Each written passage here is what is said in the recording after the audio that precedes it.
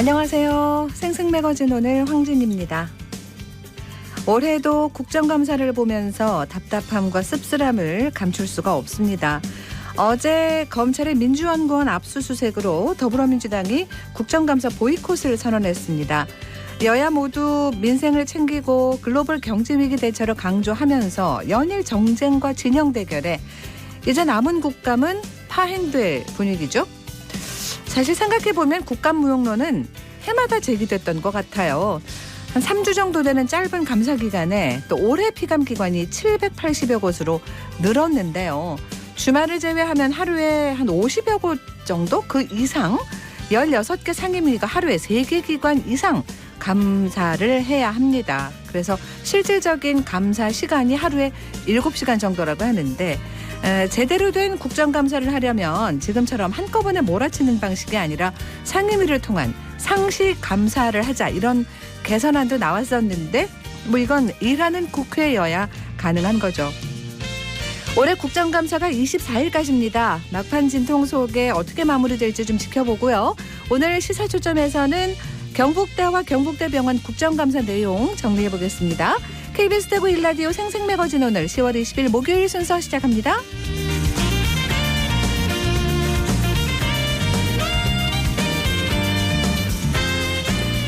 생생매거진 오늘은 대구와 경북 지역민 모두가 함께하는 시사정보 프로그램입니다. 오늘도 청취자 여러분 곁에 한 걸음 더 가까이 다가갑니다. 안동, 포항, 울릉 연결해서 날씨와 소식 전해드립니다. 안동입니다. 경북 북부 지역 오늘 맑은 가운데 대기는 건조하겠습니다. 오늘도 추위는 이어지겠는데요. 안동 지역 아침에 2도로 시작해서 한낮에 20도 나타내면서 큰 일교차에 주의하셔야겠습니다. 체온 관리에도 힘써주시기 바랍니다. 그래도 내일부터는 서쪽에서 따뜻한 공기가 차차 유입되면서 평년 기온을 회복할 전망이어서 쾌청한 가을 날씨 만나볼 수 있겠습니다. 봉화 보부상 위령제와 보부상 한마당이 오는 24일 무렵면 오전이 일원에서 개최됩니다. 먼저 오전 1위 주민회가 주관하는 보부상 위령제는 이날 오전 10시 보부상 위령비에서 진행되고요. 이어 무랴 풍물팀과 봉화 보부상팀의 길놀이가 이어지고 오후 12시에는 오전 1위 주민회에서 점심 식사를 제공합니다. 봉화 보부상 보존연구회에서 주관하는 보부상 한마당은 오후 12시 30분부터 오전 약수탕 주차장에서 열리며 보부상 마당놀이, 하모니카, 민요 등 다채로운 프로그램이 펼쳐질 예정입니다. 특히 이날은 보부상 11인이 오전이 토지를 주민들을 위해 쾌척한 뜻을 기리고 주민들의 무탈함을 기원하는 위령제와 조선시대 봉화, 울진 지역 장사를 관장했던 봉화 보부상 단체인 봉화 상무사의 전통문화를 보존하고 전승하려는 보부상 한마당이 함께 개최돼 더욱 기대를 모으고 있습니다. 안동에서 전해드렸습니다. 이어서 포항입니다. 경북 동해안 오늘 아침도 7도 안팎으로 쌀쌀하게 시작했습니다. 낮에는 추위가 조금 누그러지겠는데요. 21도에서 23도로 어제보다 3도에서 5도가량 오르겠습니다. 오늘 하늘은 쾌청합니다. 주말까지 이렇게 완연한 가을 날씨가 이어지다가 다음 주 초반 급격히 추워지겠습니다. 기온 변화가 심한 만큼 면역력 떨어지지 않도록 건강 잘 챙겨주셔야겠습니다. 산림치유는 자연경관과 향기, 음이온 등 숲이 가지고 있는 다양한 환경 요소를 활용해서 인체의 면역력을 높이고 건강을 회복시키는 자연요법을 말하는데요. 포항 내연산 치유의 숲이 산림치유를 통한 체험형 힐링 장소로 새롭게 떠오르고 있습니다. 주요 시설로는 건강측정실과 편백조격장, 다목적 강당 등이 갖추어진 치유센터, 그리고 야외에는 산림욕장과 음이온 풍욕장, 명상쉼터와 데크로드 등이 있고요. 싱잉볼 명상과 조격 테라피, 숲속 건강 기체조, 오감 산책 명상과 맨발 걷기 등을 할 수 있습니다. 일반인과 직장인, 청소년, 실버, 가족 단위를 대상으로 하는 다양한 산림치유 프로그램이 운영되고 있는데요. 포항 내연산 치유숲에 방문하셔서 깊어가는 가을의 정취를 만끽하고 일상생활의 활력과 안정을 찾는 계기를 만들어 보셔도 좋을 것 같습니다. 지금까지 포항이었습니다. 이어서 울릉입니다. 울릉도와 독도는 맑은 하늘 보이고 있습니다. 현재 기온은 어제보다 4도 높은 18도, 습도는 50%입니다. 동해 중부 먼바다에는 남서풍이 불면서 0.5에서 1.5m의 잔잔한 물결이 일고 있습니다. 오늘 여객선은 정상 운항합니다. 울릉도 해역에서 아열대성 해양 미생물이 발견돼 울릉도 연안 바다가 아열대성으로 변하고 있는 것으로 나타났습니다. 국립호남권 생물자원관이 울릉군 서면 남양항에서 해양 미생물을 채취한 결과 오스트레오프시스라는 생물이 출현한 것으로 확인됐는데요. 주로 대형 해조류에 부착해 열대 및 아열대 해역에 서식하는 오스트레오프시스는 2011년 제주에서 처음 보고된 이후 남해안 일대와 경북 울진에서도 발견된 바 있습니다. 기후변화에 의한 수온 상승으로 인해 오스트레오프시스의 분포 범위는 점차 확장될 것으로 예상됐었는데요. 이번에 울릉도 남양항에서 해당 생물이 확인된 건 국내 출현 사례 중 가장 높은 위도상에서 발견된 겁니다. 이번 조사 이전부터 울릉도 독도 연안에서는 아열대성 물고기 서식지가 점차 확장되는 추세였는데요. 해양 생태계 환경 변화에 따른 대책 마련이 시급한 실정입니다. 지금까지 울릉이었습니다.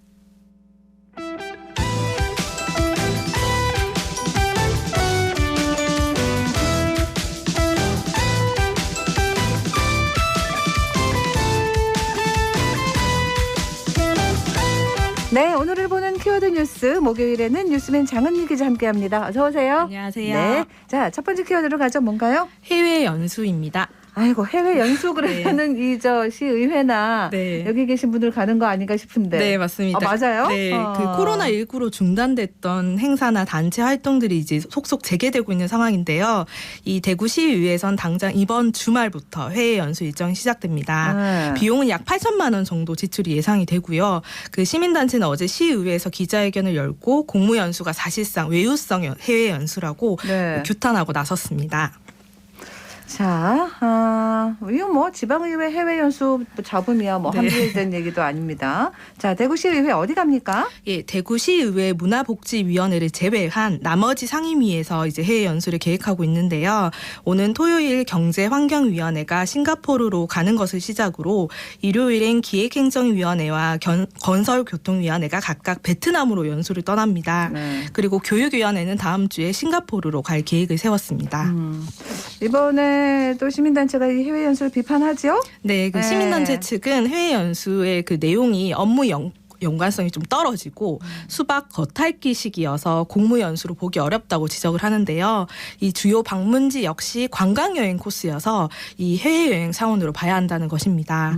특히 이 연수를 다녀온 다음 이를 실제로 공무에 활용하는지 효과를 확인할 수 없다는 점도 문제로 언급을 가장 하고요. 중요한 게 이건 것 네. 같아요. 네. 따라서 이런 수천만 원씩 들여서 가는 해외 연수가 시민 혈세를 쌈짓돈처럼 낭비하고 있다는 비판입니다. 물론 연수라는 게 가서 뭐 9시부터 6시까지 계속 공부만 한다. 현실적이지는 않습니다. 그렇지만 과연 그 비중을 따졌을 때 어떠냐 이런 거 가지고 시민단체가 지적을 하는 거잖아요. 네, 그 시민단체는 특히 이 경제환경위원회의 동행자를 두고도 부적절하다는 비판을 하는데요. 네. 이 다음 달 진행되는 행정사무감사를 앞두고 피감 기관인 이 대구환경공단이나 대구 테크노파크 등 이 유관기관 관계자들과 동행한다는 문제를 좀 지적을 했습니다. 네네. 이 관계자들의 경비는 물론 이제 기관이 스스로 부담을 하긴 하지만 시기가 시기다 보니 좀 부적절하다는 이야기가 나오고요. 또 이들 또한 대구시 기관들이기 때문에 세금 낭비라는 지적도 피하기가 힘듭니다. 근데 그러니까 이게 진짜 잊을만 하면 나오고 잊을만 하면 나오는데 네. 이게 뭐 이렇게 근절을 하거나 예를 들면 해외 연수를 못 가게 하고 또 이럴 수는 없는 거 아니에요? 실제로 이번 해외 연수에 앞서서도 지난달에 심사위원회가 열렸습니다. 네. 이제 거기에서도 이런 해외 연수 계획이 구체적이지 않다는 지적이 나왔는데요. 결과적으로는 좀 시정되지 못한 것 같고요. 네네. 이 정의당 대구시당도 논평을 통해서 이런 해외 연수를 비판했는데요. 이 사전 통제 장치로 심사위원회 통한 심사가 좀 의무화됐지만 강제성이 없다 보니 좀 이제 막기가 힘들다라는 지적을 했고요. 또 연수 이후에 의무적으로 이제 작성하는 연수 보고서 역시 좀 사후 통제지만 미약하다라고 했고요. 이 따라서 참가자 전원이 연수 보고서에 좀 참여를 하고 또 뭐 이제 공개적으로 연수 보고회를 열어야 된다고 좀 지적을 했습니다. 근데 이런 거를 지금까지 안 했단 얘기입니까? 전 그게 또 더 아이러니다 싶네요. 네, 이게 요것도 이제 좀 제도화된 게 얼마 되지 않았습니다. 그래요. 네. 예. 잘 다녀오시면 시민들한테 알려주시면 되죠. 우리도 또 배우고 하니까 그죠. 네. 자, 이번 시의회 해외 연수 마무리 어떻게 되는지 또 우리가 끝까지 한번 잘 지켜봐야겠습니다. 다음 키워드는요? 첫 기소입니다. 어떤 얘기예요? 네, 그 중대재해처벌법 위반 혐의로 대구 지역에서 첫 기소가 이루어졌습니다. 이제 전국적으로 보면 이제 지난번에도 잠깐 얘기를 드렸었는데요. 창원 에어컨 부품 제조회사에서 이 노동자 수십 명이 유해 물질에 중독된 사건 이후에 두 번째입니다. 네, 그렇지만 당시는 사망 사고는 아니었는데요. 그러니까 이번에는 건설 현장에서 발생한 사망 사고에 대해 이 원청 회사와 그 회사 대표를 중대재해처벌법 위반 혐의로 불구속 기소했습니다. 이 사고는 언제 난 거예요? 지난 3월에 대구 달성군의 공장 신축 공사 현장에서 발생한 사고인데요. 네. 이 하청업체 소속 노동자가 11m 높이 작업대에서 일을 하다가 추락해 숨졌습니다. 이제 당시 안전대를 리프트에 고정하지 않은 채 이제 지붕층 철골보에 볼트를 체결하는 이 작업을 하다가 추락한 것으로 파악이 됩니다. 혹시 안전장치를 제대로 안 했다는 거네요. 네, 그래서 검찰은 기소 이유에 대해 이 원청이 추락 위험이 있는 사업장의 경영 책임자로서 안전 확보 의무를 좀 이행했다면 이런 위험 요인을 제거할 수 있었다고 했고요. 이제 건설 현장의 경우 이제 이런 중대재해처벌법 위반을 공사 금액을 기준으로 판단을 합니다. 네. 이 현장은 78억 원으로 이제 기준 대상인 50억 원을 넘은 것으로 확인이 되고요. 그렇지만 이 하청업체가 도급받은 공사 금액은 이 금액보다 좀 낮아서 검찰은 이제 하청업체에는 이제 중대재해법 위반 혐의를 적용하지 않았고요. 대신 이제 원청업체 현장 소장과 이 하청업체 현장 소장 이들에게만 산업안전보건법 위반과 업무상 가시치사 혐의를 적용을 했습니다. 예. 이제 작업대 이탈 방지 조치 불이행과 안전대 부착 설비를 좀 하지 않은 이런 부분이 좀 주요한 원인이 됐던 것 같습니다. 지금 사실 이 중대재해처벌법이 있는데도 네. 자꾸 이제 요거를 좀 완화하려는 얘기도 나오고 네, 그렇습니다. 좀 여러 가지 안타까운 소식이 들리는데 그나마 이 법이 없었으면 어떻게 네. 됐을까 싶네요. 네, 그 검찰은 이제 중대재해법 시행 전이었다면 원청업체의 안전보건 책임자 이제인 현장 소장만 이제 산업안전보험 이제 법 위반으로 처벌됐을 거라고 했는데요. 이 검찰은 산안법만으로는 산재 예방과 노동자 안전 도모의 실효성이 부족하다는 이 반성적 고려 차원에서 제정된 이 중대재해처벌법이 입법 좀 취지가 있다 보니 이런 것들을 좀 충분히 반영했다고 했습니다. 그렇지만 이들이 불구속됐잖아요. 이 점에서는 이제 유족과 원만히 합의한 점을 고려했다고 밝혔습니다. 참 답답해서 바로 지금 말이 안 나오네요. 제 역할을 꼭 하기를 이렇게 네. 앞으로도 계속 하기를 바랍니다. 다음 키워드는요? 실패 박람회입니다. 뭐죠? 네, 그 내일부터 이틀간 실패 박람회가 대구에서 열립니다. 네. 이 실패에 대한 부정적 인식을 전환하고 재도전을 응원하는 문화를 확산하기 위해서 이런 행사가 개최되는데요. 네네. 박람회는 2019년 처음으로 열렸고 올해가 4번째 행사입니다. 네. 사실은 가장 중요한 거거든요. 네. 실패의 경험이 있어야 다시 도전해서 성공하게 되는데 사실 우리 사회가 그걸 많이 용인을 안 하니까 네. 정말 괜찮습니다. 네. 실패 박람회. 그 행사는 행정안전부와 대구시가 공동으로 주최하고요. 민간 협의체인 대구 실패 박람회 추진위원회가 이제 주관을 해서 진행을 합니다. 그래서 228 기념 중앙공원에서 진행이 되는 이 주요 프로그램으로는요. 다양한 분야의 연사가 좀 무대에 올라서 자신의 실패 경험이나 또 재도전 사연을 좀 풀어내는 이 실패 공감 토크쇼를 진행하고요. 네. 또 이제 현장도 이 시민들의 이야기를 들어보는 시민 오픈 마이크도 예정돼 있습니다. 또 시민들이 힘들고 지칠 때 좀 노래로 또 위로받으신 분들이 있다면 또 그런 사연도 소개하면서 직접 불러보는 이 실패 대국민 가요제도 열릴 계획입니다. 네. 또 이 대구 중구 무영당에서도 지역 청년들의 실패에 대한 이 콘텐츠가 담긴 청년 기획전이 열리고요. 네네. 여기에서는 전시와 함께 시민들이 좀 직접 참여하는 이 체험 코너도 마련돼 있다고 합니다. 궁금해요. 어떤 이야기들이 많이 나올지 올해도 그죠? 네, 그 228 기념공원에서 진행되는 무대 행사의 경우에는 이제 이 실패 박람회 공식 유튜브 채널을 통해서 생중계가 될 예정이라고 합니다. 네. 그래서 특히 올해부터 이 통합 홈페이지를 개설해서 과거에도 이제 몇 차례 이런 박람회를 했잖아요. 네. 이런 자료들을 좀 구축을 해서 이제 많은 분들이 꾸준하게 이런 내용들을 볼 수 있는 좀 아카이빙 작업도 진행을 하고 있고요. 이 대구시 관계자는 박람회가 실패와 재도전의 경험을 공유하면서 도전과 극복의 의미를 되새기는 행사가 되길 바란다고 전했습니다. 네. 특히 이 대구시도 다시 이런 이제 청년들이나 많은 분들이 다시 도전할 수 있는 환경을 조성하는데 힘쓰겠다고 밝혔습니다. 그래요. 자, 다음 키워드는요. 보육료 지원입니다.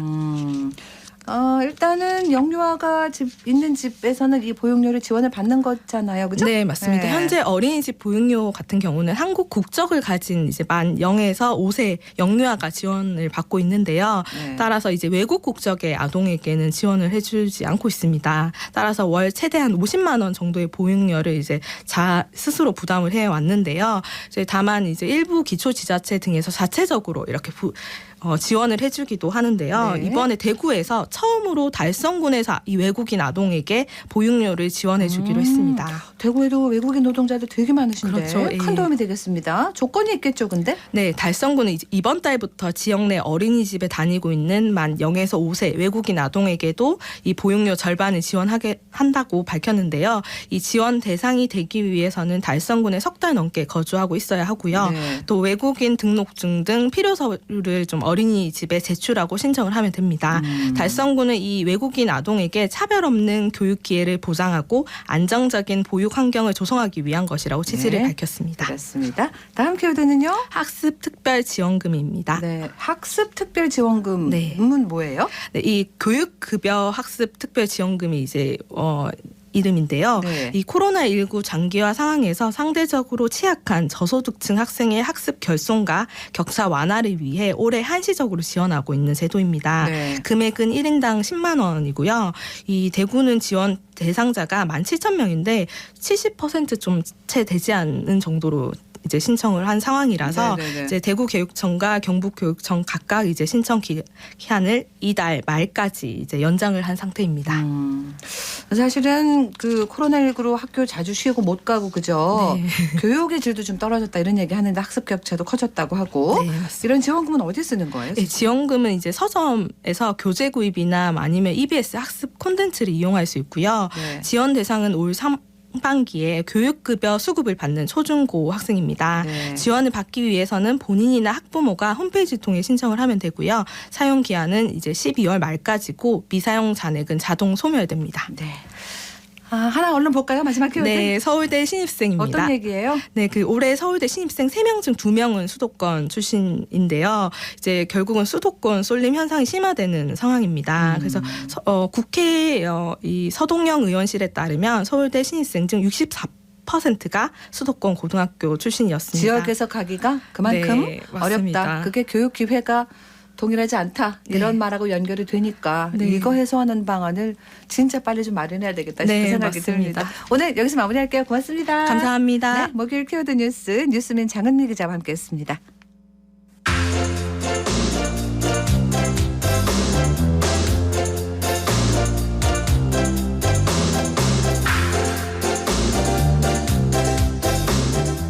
네, 목요일 현장 리포트는 안동 소식 전해드립니다. 요즘 그 안동 낙동강변은 분홍색 수차화를 그려놓은 것 같은 핑크뮬리가 아주 장관이라고 하는데 전동훈 리포터가 담아왔어요. 동훈 씨 안녕하세요. 네, 안녕하세요. 네. 네, 요즘 안동을 찾는 분들이 인생사진 명소로 추천하는 곳이 바로 영가대교 북단에 조성한 핑크뮬리 글라스원입니다. 네. 이 핑크뮬리는 9월 말 정도부터 개화해서 11월 초까지 이 분홍빛 자태를 뽐내기 때문에 10월 중순을 지나고 있는 지금은 이제 완전히 만개한 모습을 볼 수 있습니다. 네. 3,000제곱미터 규모로 넓게 펼쳐진 이곳은요, 사진이 예쁘게 나오기로 유명한 장소라서 포토존에서는 줄을 서야 할 정도입니다. 또 다른 지역에서 방문한 분들도 많았는데요. 현장 분위기 소리로 느껴보겠습니다. 자, 핑크색 꽃이 너무 예쁘다. 친구들 예쁘게 사진 한번 찍어볼까요? 하나, 둘, 셋, 찰칵. 야, 사람들 많네. 칭치. 아, 예뻐. 하트. 사랑합니다. 사진 잘 안 나가. 아이고 참 좋다 좋아 그래. 됐어. 나와서 기대봐봐. 뭐다 기대. 닦고 기대지 뭐. 닦고 기대지. 안 닦고 기대래. 그렇지. 친구들이랑 핑크 몰리 사진 찍으러 왔어요. 지나가다가 너무 이쁜 핑크 빛이 보여서 내려와서 사진 찍으러 왔어요. 안동 시내 살면은 핑크 몰리는 다 알지 싶어요. 그래서 친구들하고 해마다 와서 사진 찍고 있습니다. 핑크를 보면 핑크처럼 화사하고 아름답고 좋은 생각들 나죠. 그래서 이 사진도 예쁘게 나오라고 이때는 항상 찍으러 옵니다. 모르는 분들은 참 안타깝네요. 이걸 알면은 해마다 올 수 있을 텐데 한번 오셔서 핑크 몰리에 물들기를 바라겠습니다.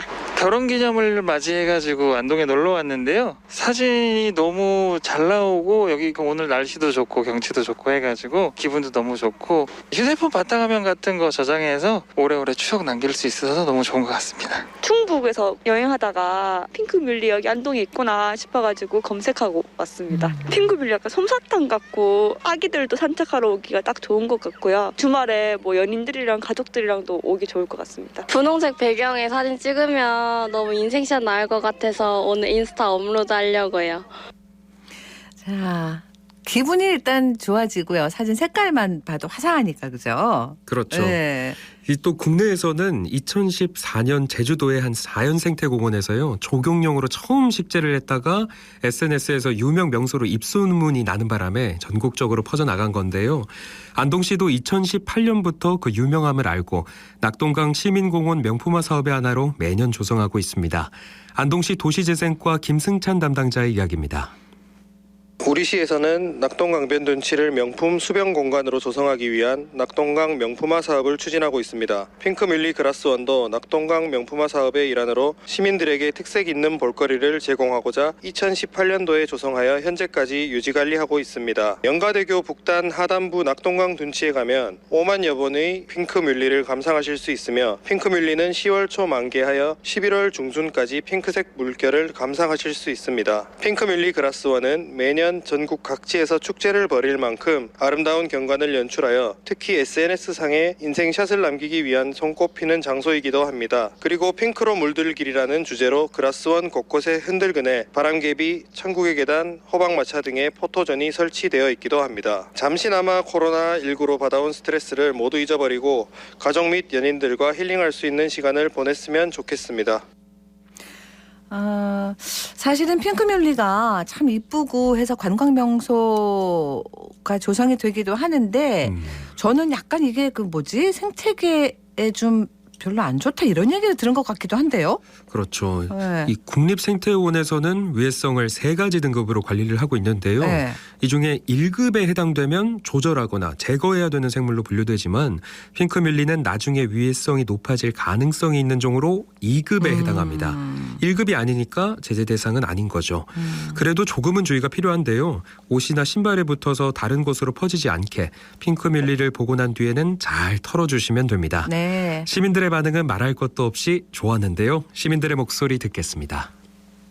날씨가 너무 좋아서 나오니까 기분도 좋고 핑크뮬리 봐서 애들이랑 와서 즐겁게 놀고 갈 것 같아요. 파스텔 위에서 뿌린 것 같은 그런 기분이 드네요. 아침에 우연히 인터넷 보다가 여기 나와가지고 대구서 왔거든요. 그래서 오게 됐어요. 강아지하고요 갈 데가 없는데 여기는 오니까 강아지 데리고 와도 된다고 해서 같이 오니까 좋으네요. 처음 봤는데 너무 예뻐요. 꽃들도 이쁘고 색깔이요 오늘 날씨가 맑아서 하늘 맑은 색이랑 꽃 색깔이랑 너무 예뻐요. 너무 잘 어울리고요. 살짝 칠해놓은 것 같이 너무 예뻐요. 자연스럽고요. 여기 공간이 너무 넓고 좋아서 다른 분들도 오시면 추억이 될 것 같아요. 낙동강 둥치에 매일 운동하는데 핑크물이 이렇게 보여가 여기로 돌아와 봤어요. 오늘 누군가 일부러 붓으로 칠해놓은 것 같아요. 어떻게 이런 핑크빛 색깔이 나온지 참 신기해요. 애기 이제 한 10개월 정도 돼가지고 이제 거의 집에만 있었거든요. 근데 이제 날씨도 풀리고 코로나도 조금 잠잠해지고 그래서 이제 나오니까 좋은 것 같아요. 핑크뮬리도 보고 사진도 찍고. 안동시는 핑크뮬리가 분홍색에서 회색으로 변하는 11월 중순 지상부를 모두 수거해서 소각하고 그 과정에서 종자나 식물체가 다른 곳으로 산포되지 않도록 주의를 기울이고 있습니다. 올가을 안동에서 특별한 시간 보내시고 싶다면요. 영가대교 북단 핑크뮬리 그라스원 찾아보시면 좋겠습니다. 네, 잘 들었습니다. 고맙습니다. 안동방송국 전동훈 리포터였습니다.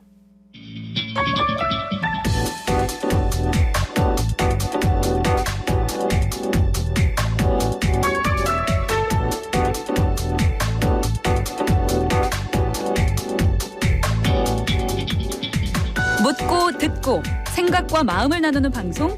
지금 여러분께서는 대구 경북을 보고 듣는 생생 매거진 오늘을 함께하고 계십니다.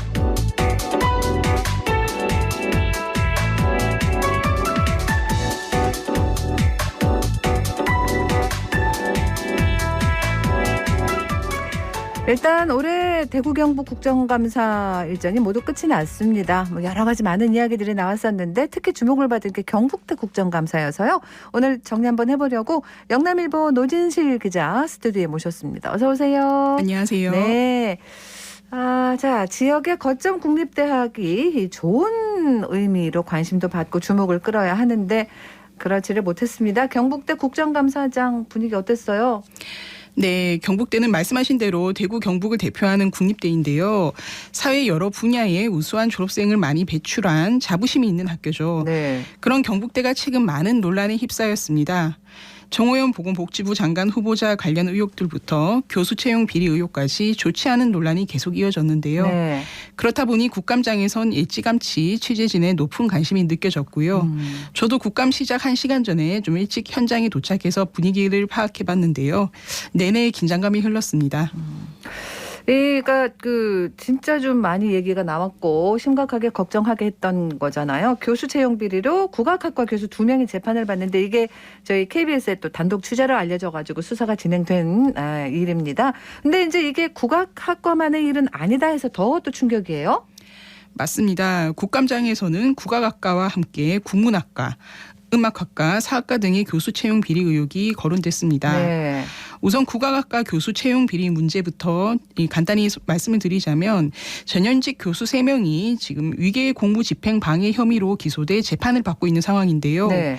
이 가운데 2명은 구속됐고 한 명은 불구속됐습니다.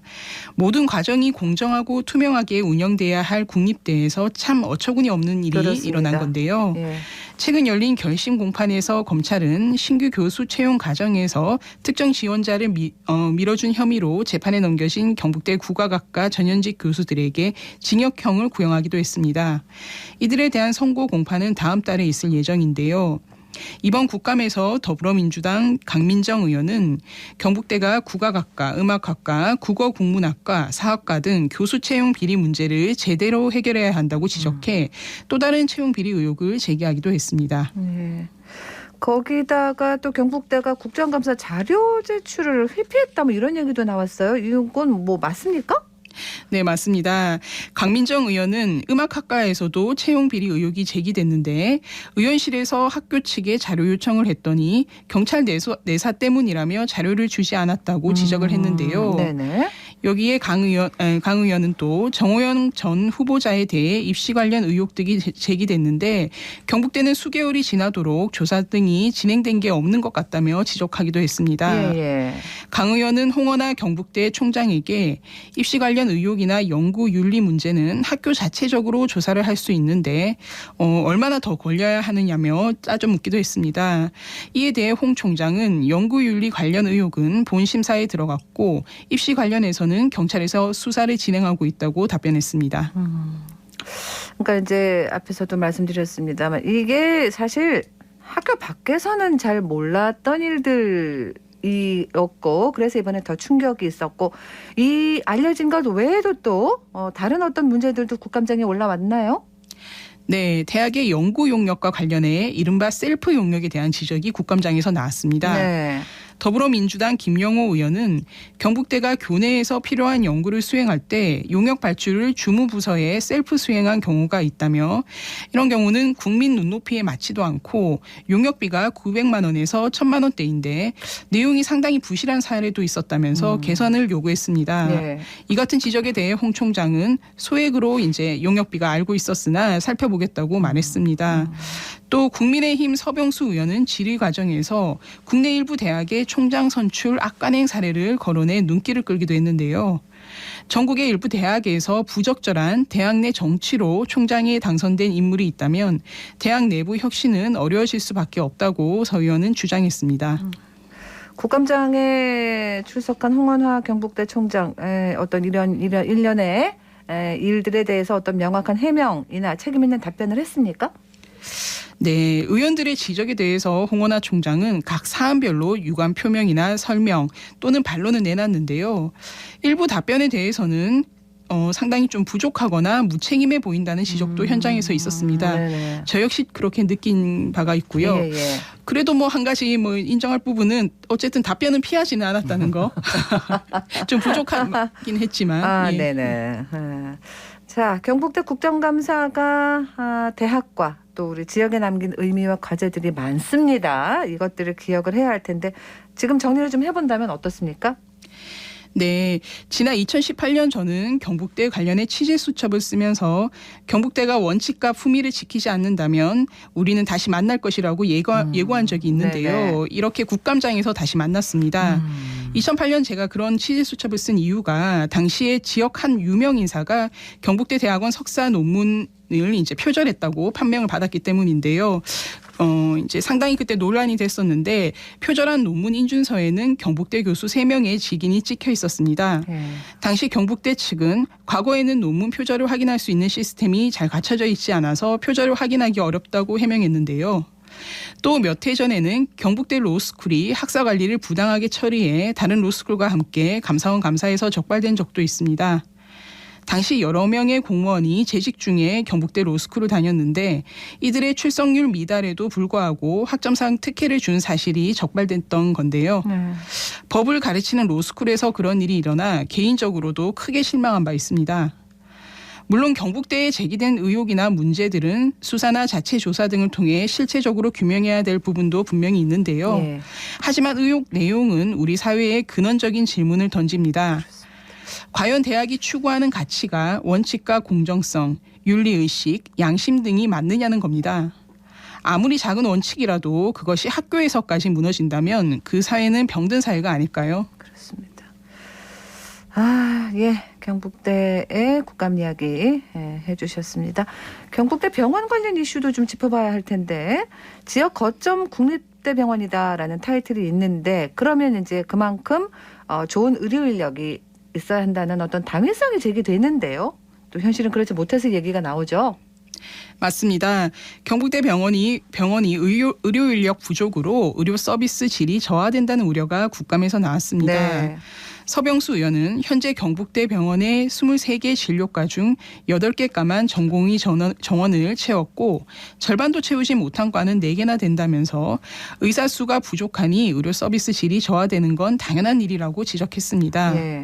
서 의원은 또 경북대 병원 내 진단검사의학과와 방사선 종양학과는 전공의가 한 명도 없다는 점도 지적을 했는데요. 여기다 신입 간호사 퇴사율이 높은 점도 언급이 됐습니다. 또 더불어민주당 문정복 의원은 경북대 병원이 지난 3년간 임직원 친인척을 채용한 수가 87명에 달한다고 지적하기도 했습니다. 국감에서 문 의원은 실력이 있는 사람이 당연히 시험을 보고 합격한 것을 뭐라고 할 수는 없겠지만 사회 통념상 국민들이 이해할 수 없는 부분이라며 임직원 친인척 채용을 비판했습니다. 이 지역 거점장, 그러니까 서울이 아닌 지역의 의료 인력 부족이 사실은 거의 비슷하지 않을까? 그런 생각도 드는데 이런 문제 대처를 어떻게 합니까? 네, 국감장에서 김용림 경북대 병원장은 정원에 비해 전공의가 48명이 부족한 것은 맞다고 인정을 했습니다. 많이 부족하네요. 네, 그렇습니다. 그러면서 전공의가 부족한 과는 전문의를 고용해 대처하고 있다고 답했는데요. 이에 대해서 이제 지방자치단체와 병원, 교육부가 일종의 연합체를 만들어서 개원한 의사들이 일주일에 한 번 혹은 한 달에 2번 정도 대학병원에서 근무하는 방식으로 전공의 부족 현상을 보완하는 제도를 마련해야 된다고 이제 그런 주문이 나오기도 했고요.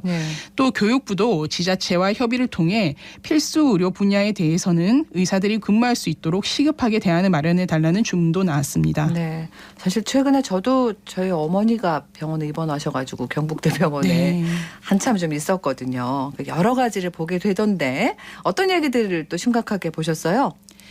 네, 무엇보다 아쉬운 부분은 이용 환자 만족도가 전국 최하위권이라는 점입니다. 네. 입원 환자들을 대상으로 한 환자 경험 평가에 의하면 경북대병원은 지난해 전국 종합 상급병원 45곳 중 43위에 머물렀습니다. 네. 계명대 동산병원이 전국 2위, 영남대 병원이 12위에 이름을 올린 것과 비교하면 참 참담한 상황인데요. 네.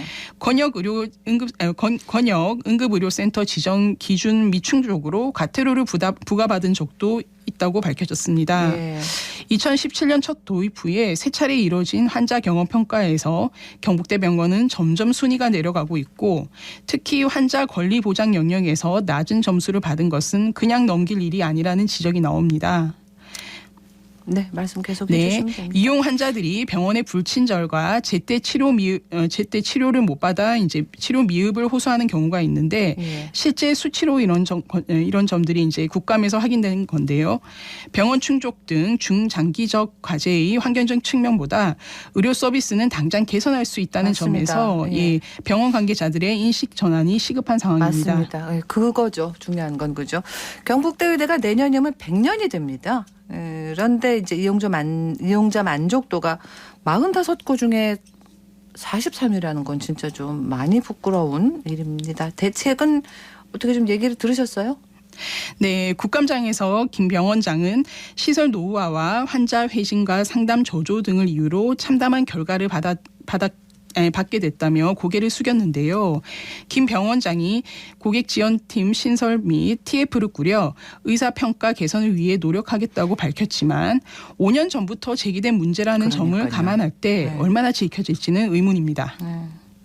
자, 그리고 또 뭐 경북대 병원 이렇게 해서 어떤 크고 작은 논란에 휩싸인 게 사실 최근 일만은 또 아니라서 그게 더 안타깝고 답답하고 그렇습니다. 우리 국정감사 지켜본 우리 시민들, 지역민들 얘기도 좀 들어보셨어요? 네, 제가 기사를 쓰기 위해서 경북대 졸업생과 여러 시민들에게 이번 경북대 국감에 대해 어떻게 보셨는지 반응을 물었는데요. 네. 경북대는 물론 전국 대학 전반에 쇄신이 필요하다는 지적이 한 목소리로 나왔습니다. 경북대를 졸업한 직장인 이모 씨는 최근 들어 모교와 관련해서 각종 논란이 많아 안타깝게 생각한다며 사안에 따라 대학 측이 억울한 부분도 있을 것이고 또 비판받아 마땅한 부분도 있을 것인데 이번 국감이 쇄신의 기회가 되길 바란다고 했습니다. 또 다른 대구의 한 30대 직장인은 국감에서 제기된 여러 의혹들이 비단 경북대만의 문제인가 싶다면서 대학들이 점점 각종 특혜나 반칙에 둔감해진다는 생각이 들고 동시에 대학의 권위도 점점 떨어지는 것 같다며 안타까움을 표했습니다. 네, 오늘 아침에 바쁘신데 와주셔서 고맙습니다. 잘 들었습니다. 감사합니다. 네, 영남일보 노진실 기자와 함께했습니다.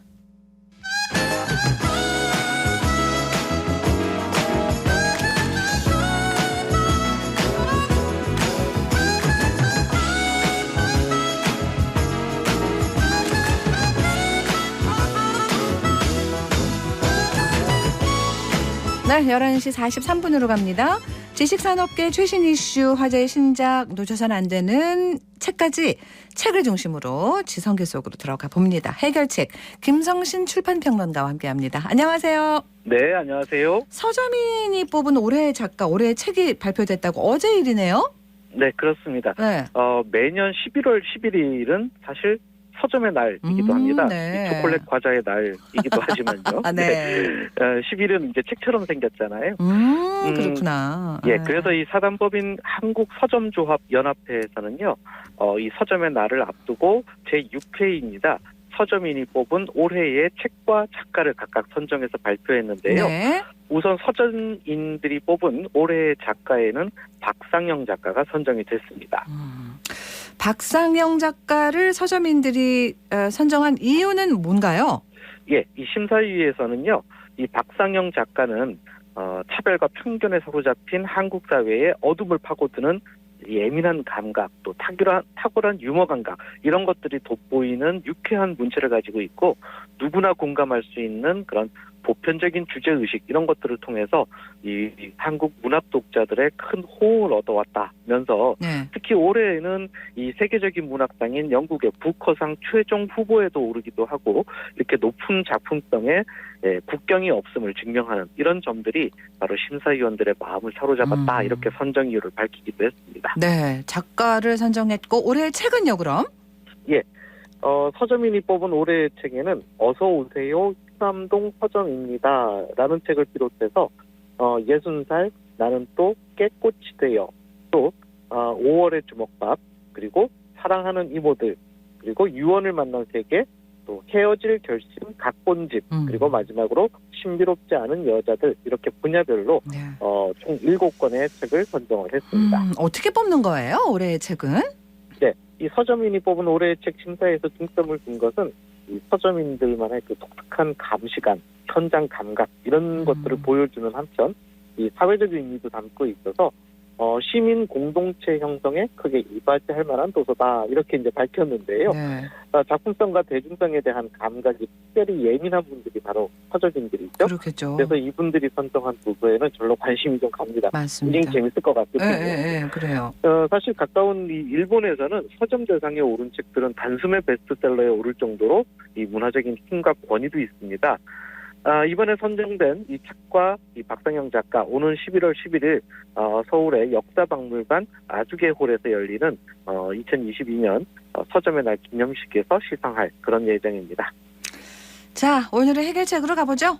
네, 재밌어서 밤새 읽는 한국사 이야기 전 6권으로 이루어진 책입니다. 재밌는 역사 이야기 모임이라는 곳에서 함께 공저했고 박은화 씨가 대표 집필을 했는데요. 최근에 이 출간이 됐습니다. 이 책은 그야말로 한국인들의 오래된 미래를 구성한 그런 역사책이고 전체적으로는 청소년을 위한 역사책으로 만들어졌지만 이 어른들이 읽기에도 손색이 없도록 아주 흥미롭게 잘 구성된 책입니다. 네. 역사가 기록되기 이전인 선사시대 때부터 이 강력한 고대 국가로 탄생한 삼국시대까지 그러니까 우리 역사의 시작을 알리는 그 흥미로운 이야기들은 바로 제1권에 담겨 있고요. 2권으로 넘어오면 삼국을 통일한 이 남쪽의 신라 그리고 이 북쪽의 발해가 함께 통치하는 이 시대를 일컫는 이른바 남북국 시대 이제 이렇게 2권에서 시작을 합니다. 그리고 이 삼국시대를 거쳐서 우리 민족의 진정한 통일국가인 고려에 이르기까지 그 716년에 걸친 변화무쌍했던 시대의 이야기가 펼쳐지게 됩니다. 네. 3부는 조선시대겠네요, 그러면. 네, 그렇습니다. 네. 1392년 이 새로운 세상을 꿈꾸면서 조선이라는 이름의 이제 새로운 왕조가 탄생을 하고요. 1592년입니다. 꼭 200년 만에 이제 임진왜란이 일어나거든요. 그래서 이렇게 해서 평화가 끝나기까지 그러니까 조선 전기의 이야기들이 바로 제3권에 담겨 있고요. 네. 이어지는 제4권에서는 전란이 가지고 온 그 변화의 시작 속에서 고군분투한 이 조선시대 후기의 모습을 이제 들려주게 됩니다. 역사를 이제 통사적으로 쭉 훑어가다 보면 사실은 그 속에 있는 인물들 얼마나 많겠어요, 인물이. 그렇죠. 그러면 인물에 관한 이야기는 자칫 소홀해질 수가 있거든요. 예. 이 책은 그렇지 않다는 얘기인가 봐요. 균형을 잘 맞추고 있습니다. 네, 제주 네. 출신의 그 여성 CEO 그 김만덕이라든지 조선의 고흐라고 할 수 있는 그 화가 최복 또 흑산도에서 출발해서 필리핀 마카오 등을 거쳐서 돌아온 이 문순득이라는 또 상인도 있고요. 너무나도 유명한 대동여지도를 제작한 이 김정호 그야말로 이 새로운 시대의 새로운 꿈을 꿈으로써 한반도에서 당시 변화의 시대를 만들어간 그런 사람들의 아주 치열한 삶의 이야기도 바로 이 제3권에서 잘 펼쳐지고 있습니다. 네. 17세기 중반에 이 조선 궁궐에서 과연 어떤 일이 일어났는지 책 속으로 한번 들어가 볼까 하는데요. 네. 소현 세자빈 강 씨는 왜 시아버지에게 사약을 받았을까라는 그런 제목의 글의 한 대목입니다. 네. 황진 아나운서께서 좀 읽어주시겠습니까? 해야 할 말은 반드시 하는 강직한 성격을 가진 강비는 원손이 세자가 되지 못한 것을 두고 인조에게 항의했다. 인조는 아예 강빈을 궁궐 후원에 가두고 말았다.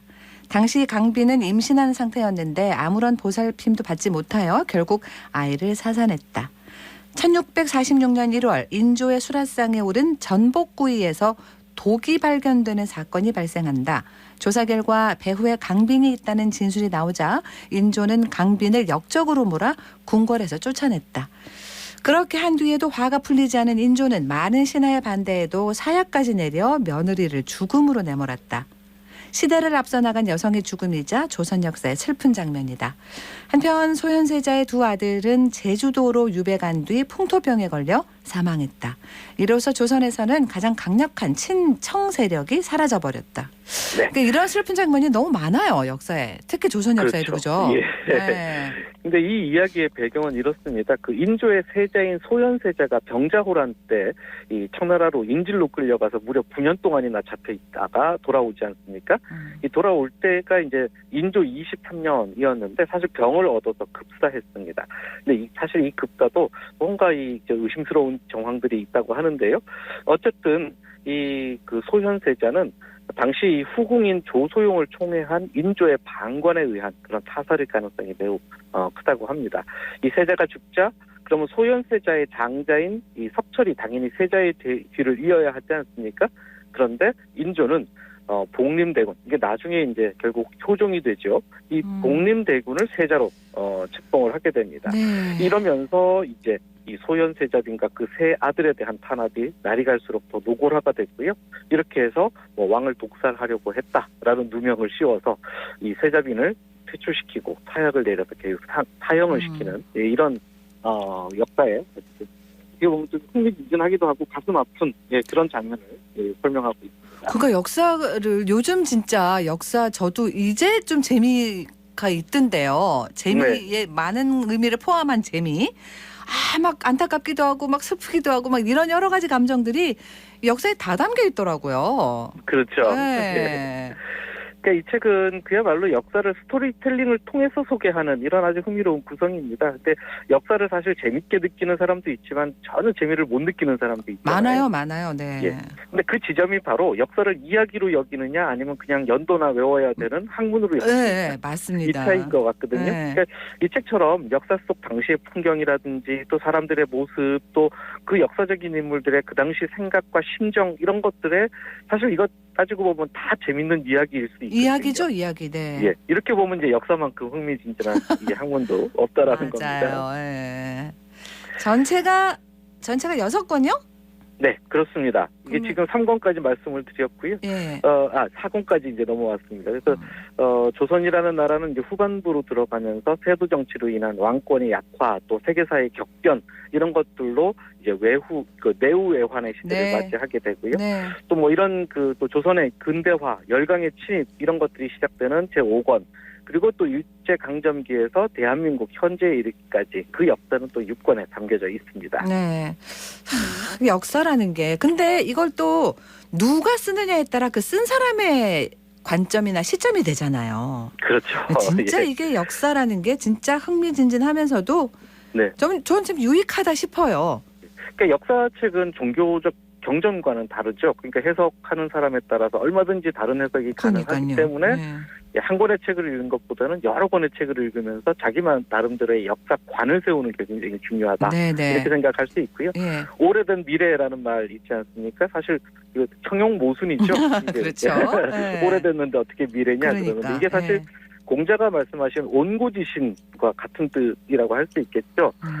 옛 것을 익혀서 새 것을 아는 것 이것이 굉장히 중요합니다. 네네. 그러니까 역사는 뭐 그저 예능 이야기만이 아니라 이 과거의 전통, 역사 이런 것들이 바탕이 된 후에 우리가 새로운 지식을 습득을 해야 어떤 삶을 잘 만들어 나갈 수 있지 않겠느냐 이렇게 볼 수 있겠죠. 알겠습니다. 오늘 좋은 책 소개해 주셔서 고맙습니다. 네, 고맙습니다. 네, 김성신의 해결책이었습니다.